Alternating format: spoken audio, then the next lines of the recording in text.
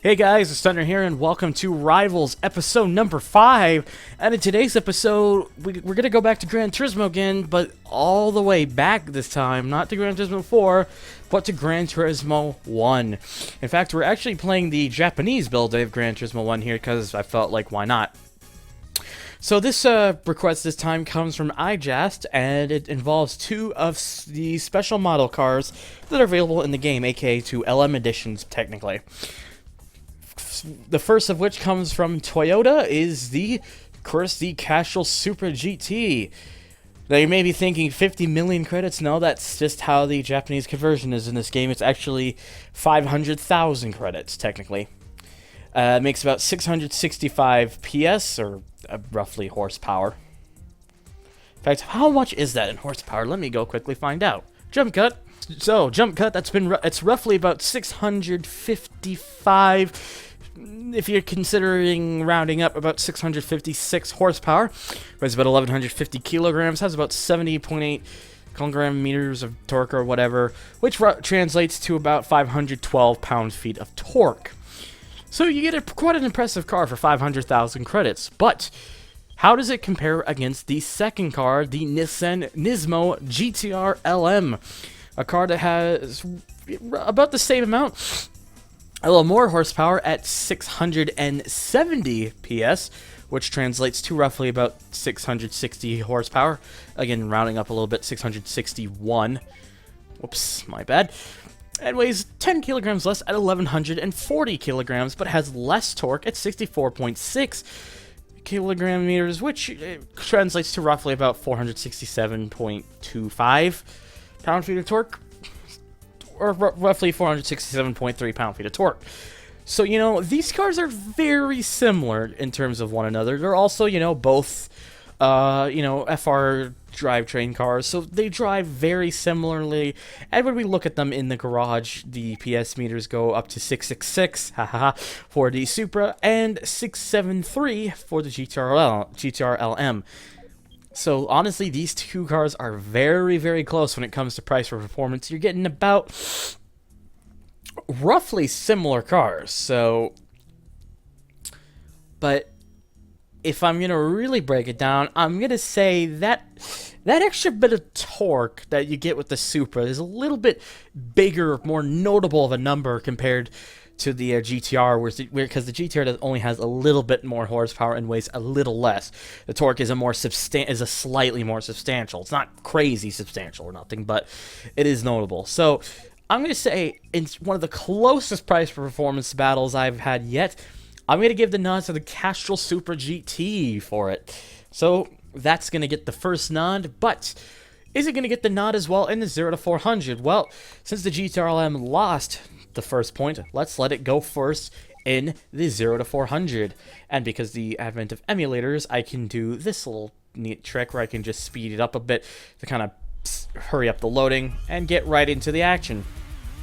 And I know I should be using manual, but I can never get the hang of really using manual that much for the Gran Turismo 1 and 2 for some reason, personally. Also note the beautiful widescreen. This game, GT1 seems to work fantastic with the widescreen. I don't remember it really working for GT2, though, but maybe it's some improvements in the emulation. But we get a 10.152 second run with the GTR-LM, a hell of a quick time. That's going to be quite the time that the Castrol Supra will have to beat. Oh, we're going to want to enter our name, so I will quickly take care of that real quickly. Thunder. There we go. And there we go. We can look at our records. 10.152 is the time that the Castrol Supra GT must beat. Again, just quickly speed this up a bit, because we don't need to worry about loading. Get into our Castrol Supra GT. Head back out. And there we go. Just that quick. That's why I'm not doing like jump cuts with loading or anything this time around. So, we can even see it on the top right there. The 10.152 is what the Supra will have to beat. Ooh, this may be close. This is going to be a close one. But hey, there we go. A 9.855 for the Castrol Supra GT, which means with that time, it is now up 2-0 over the Nismo GTR LM. That's the 2-0 lead, and we'll allow it to give it the start with the top speed run, which I'm going to also quickly do here, returning on the frame limiter being off. Max speed, it may be in kilometers per hour, but I will translate these two both to miles an hour, so you guys, if you guys aren't familiar with the kilometers per hour, I'll do that. I'm not going to, of course, change anything in the tuning whatsoever. This is just going to be straight from how it is once you get it from the the factory in the game. So the Supra is going to do pretty well here. I mean, it's got, of course, 6 gears. It's reaching over 300 kilometers an hour. Around 320, so it's now around 200 miles an hour. That's a bit of a number I more tend to remember. Of course, we got a bit of a turn here, so it's going to lose a little bit of top end. This is the best track to be doing this in. But what are we going to get? We get a little bit more. Ooh, this is going to be good. 330, 331, 333. Wow, 330. So I mean, look at that. There's even a 7th gear for this car too. Look at that. You can reach even greater speeds. Kind of like the McLaren F1, the car that would be reaching greater speeds. But yeah, as you can see, the turn kind of slows it down. Sadly, this car would definitely, if the test course in this game was about the same length as it is in GT3 and 4, there's no question we probably would be seeing even better top end results, but it's just not long enough. But yeah, there we go, 347 kilometers per hour. Now, of course, you may be wondering what exactly is that in, well, miles per hour. That's a total of 215.616 miles per hour. So there we go. That is a pretty damn impressive run. But how will the Nismo GTR-LM do? Can it do better? So let's go quickly hop into our GTR-LM here. Go over to the machine test, do the max speed, and jump in. And let's find out if the GTR-LM can match or beat 347 kilometers per hour. Now again, it may take a little bit longer because, you know, not as quick. It did slower on the quarter mile. Definitely getting itself up to speed, though. Judging by the gears, this may only be a 6-gear car rather than 7, like the Supra is.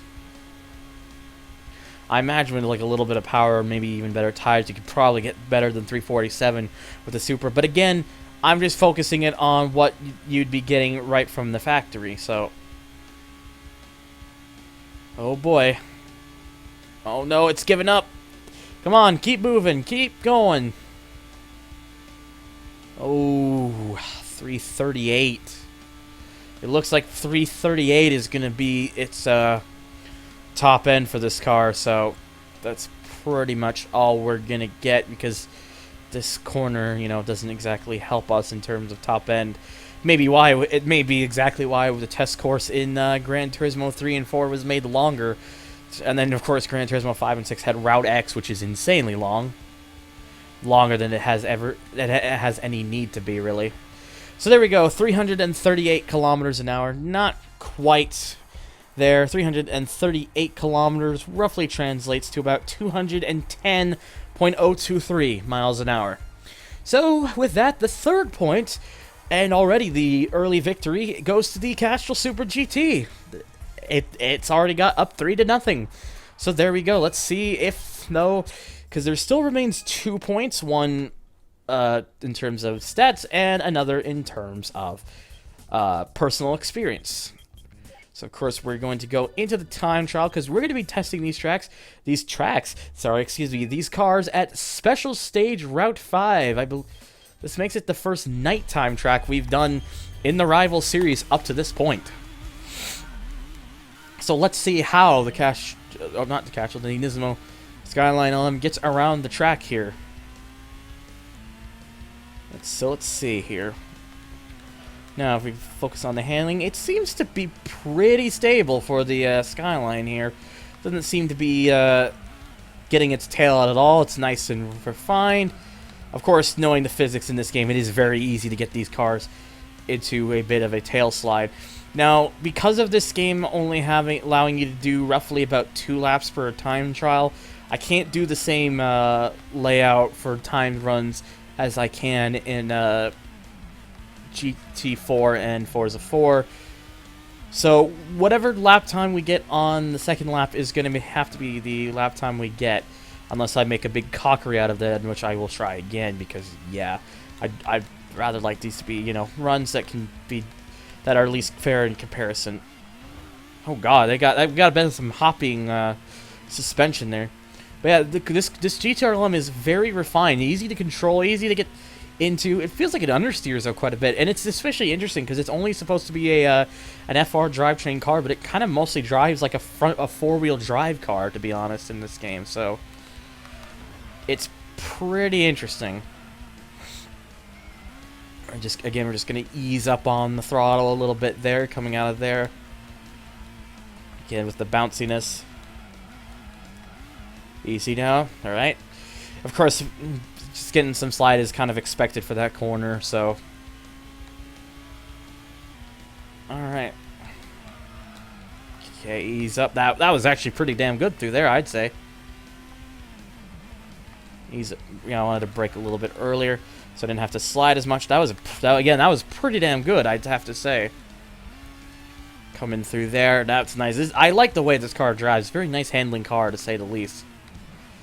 Oh boy, we're getting some suspension bouncing time, so it's just bound to happen in this game, just how the physics work. So I wouldn't be going to redo it because, you know, it's extremely common. So,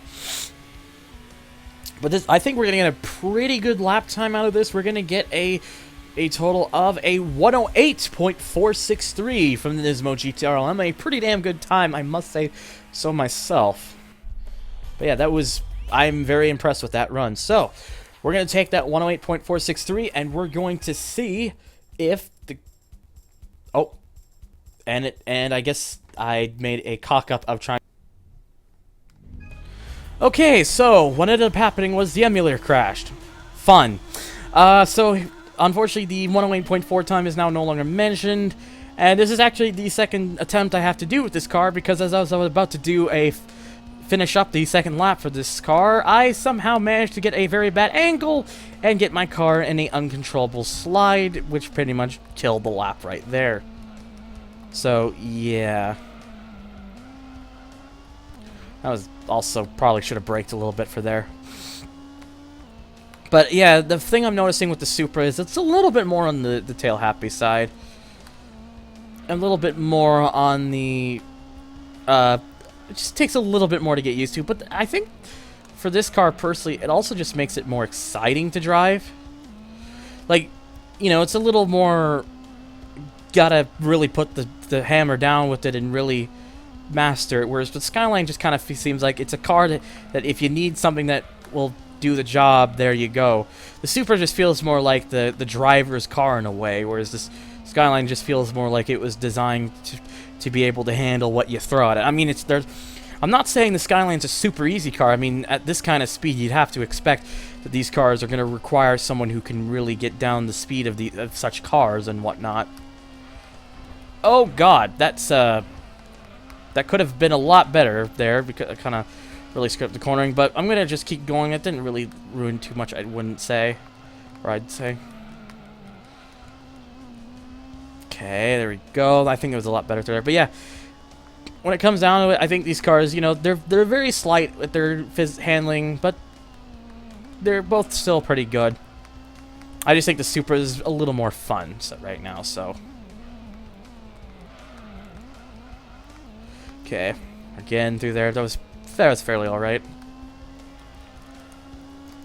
Through there, nicely done. Oh God, don't do this to me, car. Don't do this to me, car. Alright, we're good. We're fine. And around the bend. Okay, this is gonna be fairly close, I'm gonna say. Can the Supra do it? Yeah, this is seriously gonna be real close. Oh, just 108.240. That's pretty damn close. But the Supra just, and I mean just edged out the Nismo GTRLM. Honestly, on two really impressive laps. I mean, that first corner area was kind of a bit of a mess, but even still, on a competent lap, that would have been pretty close. Maybe you could have gotten it closer to high 107s, but yeah, look at that. That is a lap time that I can live with and be happy with. But yeah, 108.240, that just edges out the Skyline, which means that, well, the Castrol Supra GT takes a 4-0 lead. Yeah, 4-0. And when it comes down to, of course, for if it can do the sweep, is the personal driving experience. Now, I think both these cars are really nice cars, really easy to get into. Skyline maybe a little bit more so, and both are really excellent choices. But you remember how I was mentioning how the Supra was a little more fun to drive? I kind of like cars that sometimes, I like cars that are easy to get into, but every now and then I prefer a car that's a little bit more on the wild side, a little bit more on the, once you get it down, it's a lot of fun. It's very interesting to see the kinds of times you can get. And in that case, I just think the car just generally has a lot more going for it. So whilst I like both these cars, I think they're both tremendous cars, I'm going to say in driving experience, just by a little bit, I'm going to have to give it to the Castrol Supra GT, which means for the first time in the series, we have a car that has completely clean swept everything. The Castrol Supra GT gets all the points over the Nismo GT-RLM in the final rundown. Price per performance, 0 to 400, top speed, lap time around Special Stage Route 5, at least for my case, and personal driving experience. But honestly, I'd say, regardless of the fact, these two cars are very close to one another and are both worth your money no matter what. So, but of course, in today's episode, the final verdict, the overall victory by a clean sweep, is the Castrol Supra GT. Hell yeah. What a result. And that's going to do it for today's episode, at least in terms of what I've showed off here. There's another thing I want to quickly show off, and that's going to be showing it with the Mitsubishi GTO Element Edition. The reason I'm getting this car is because it's four-wheel drive. See, let's go into that max speed thing real quick. This is something you can just do in the Japanese version of the game. And it works with four-wheel drive cars. There was a very interesting little glitch in this version of the game. And how is it done? Well, what you do is you take a four-wheel drive car like the GTO, works really well. Other cars as well, like the regular Skyline and the Subaru Impreza, and just kind of hit it against the wall, and before you know it, you're already kind of blasting off a speed like that. Yes. That was a glitch in this version of the game, and this version only. They fixed it in the later releases. The way to get super speed in the North American and PAL version was to just go like this at a wall for a long time, and then just let the car continue to build momentum. It was a really interesting glitch, but of course the most fun way is this way, and it's a little difficult to do with the GTO LM. I think it's easier to do with the regular Impreza or the GTO. Either that, or I'm just not doing a very good job of it right now, which is possible. There we go. I'm getting it now. And look at that. That's a 413. That's over 250 miles an hour. And I guess just maybe before I do it, why don't I just get a something like a Subaru Impreza, which is one of the best cars to do it in personally, because it's very controllable. So we'll just do it in this, just to show that, of course, like I said, it doesn't just have to be the GTO. You can do it with cars like this. I think another car that's pretty easy to do it with is the FTO LM Edition, interestingly enough. But there we go. See, like this. Of course, if you get a little bit too crooked on the angle, you won't really gain that much speed. But hang on, let me pit in one more time. I know this section is a bit of a mess, so. But of course, let's see. I want to go really quick here. There we go. I'm getting it now. There. Something like this. Look at this. I've even gone so fast I'm being shot in all directions. 751 kilometers an hour. Just, yeah, this is quite an experience to say the least.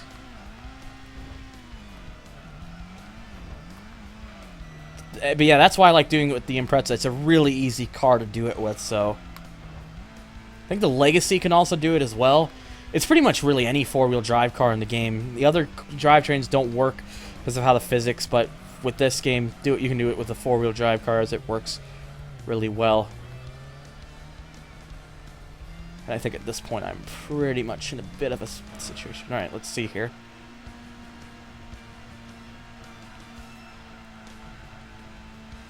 Come on. I just want to get around the finish. Ah, okay, screw it.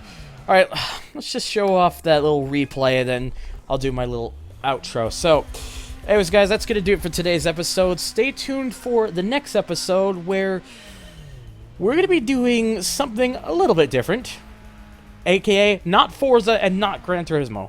Could you believe it? But, and also, note the pitch of the car's engine.